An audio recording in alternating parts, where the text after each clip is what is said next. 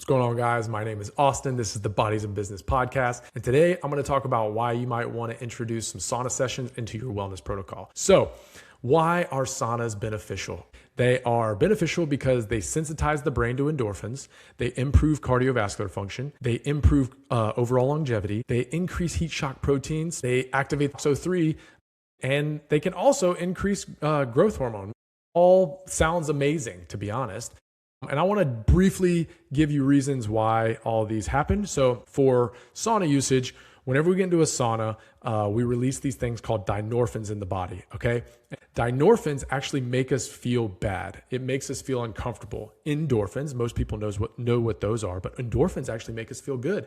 When we get into a sauna, our body releases dynorphins because it's like, hey, get the heck out of here. Your body's being stressed. This is uncomfortable. We want you to get out. What's kind of interesting is that your body will actually create more endorphin receptors to basically balance out the pain that you're having from the dynorphins. So when you get out of the sauna, you feel better because you have more endorphin receptors that your body's trying to make you feel better. So you get more endorphins and you actually feel better over time. Kind of cool. In improving cardiovascular function, being in a sauna raises your beats per minute for your heart around 100 to 150 beats per minute, depending on how hot the sauna is and how adapted you are to heat exposure.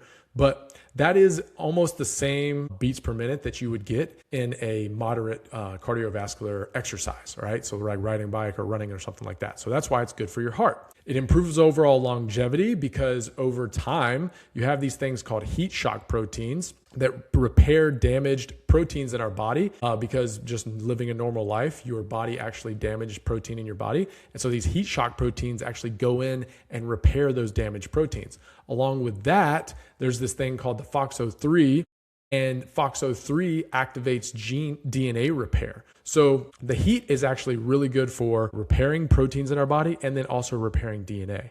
So those are the main things. It also increases growth hormone, but there's I think a very specific way to increase growth hormone. Like you have to kind of it's an interesting way. Like Andrew Huberman broke it down, and it's not like your normal, like, hey, you just sit in the sauna for like 15 to 20 minutes at 175 degrees Fahrenheit. You have to do a little more than that to show increased growth hormone. So it's not a really big effect on increased growth hormone. So I don't want to go into that too much.